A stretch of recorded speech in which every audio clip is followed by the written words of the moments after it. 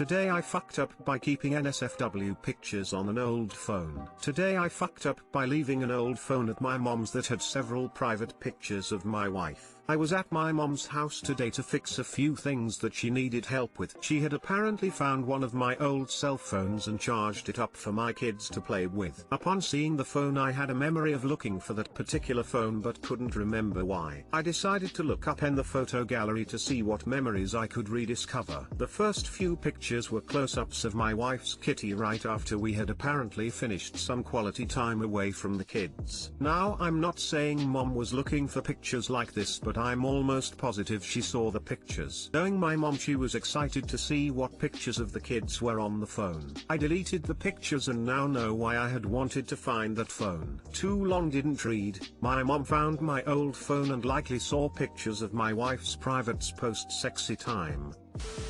Did she ever say anything about it? Edit, thank you so much for the wholesome award. She did not.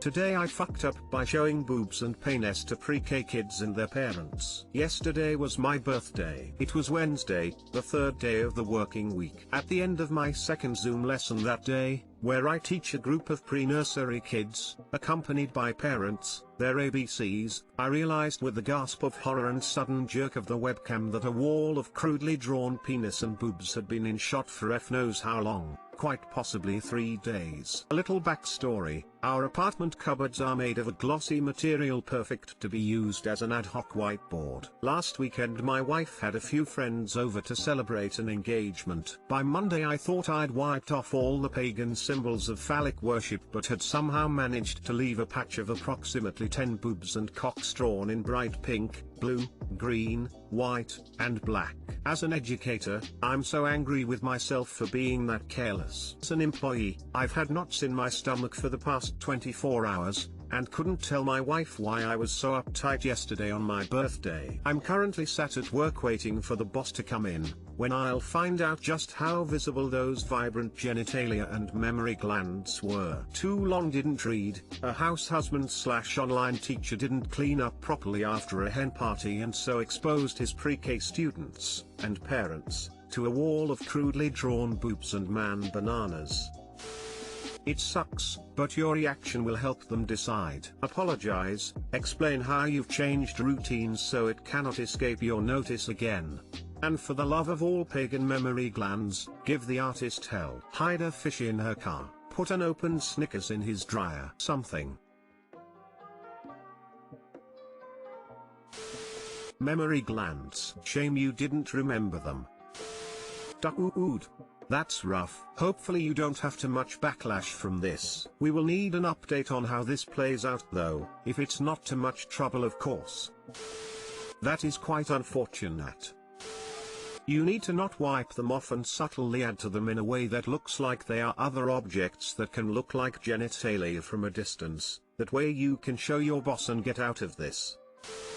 Today I fucked up by being lazy with home automation and making a budget sauna. I should preface this story by saying that my dad died on Monday night. It was a sudden event but not entirely unexpected, as he had been battling with alcoholism for years, and after trying 101 ways to help, it was clear that he was not coming back from it and his days were numbered. I expected him to burn his house down from leaving food on the stove, a trick he had nearly pulled off a few times before. But little did I know I was actually the one at risk. I'm in the UK, and after working from home for 3 months at the beginning of 2020, it became clear that this was going to become the normal for myself and the wife. So we decided to build an office/studio in the garden. My cousin was on paid leave thanks to COVID and was free to give me a hand. Over 6 weeks we built a 14.99 meters squared timber framed structure in garden, to avoid planning rules, installed a decent amount of thermal insulation and clad it in Canadian red cedar on the outside and plasterboard inside. It looks fantastic. I planned the build down to the smallest details, ran dedicated fiber out from the house, installed a floor box to house the media converter and switch, and set about automation. I used a generic IoT dimmable light switch for the internal lights and a Shelly controller for the outside lights, paired with Google Nest Hub for control while on calls, perfect. We finished the build and moved our desks out, and it was a lovely place to work from during what was left of the summer. The British winter drew in, it was getting too cold to work. The original plan was for a fancy heat exchanger setup, but I'd exhausted the budget. To get us by, we borrowed a 2 kilowatts electric heater and used that. It did the job fantastically, but it took a while to warm up in the morning, and the wife, who starts work early, was still suffering. This sounds like a job for home automation, I thought. I had some spare TIFU IoT plug adapters left over from another project, so I put the heater on one of those and set it to come on each workday at 0630. Perfect. When the wife starts work in the morning, once the studio is warm enough, she shouts at Google to turn the heater off, and we're pretty much set for the day. It's been this way for a few months, but as I've said, this Monday had a twist in the tail. After rushing over to Dad's on Monday night, Tuesday and Wednesday were taken up clearing his house, paperwork,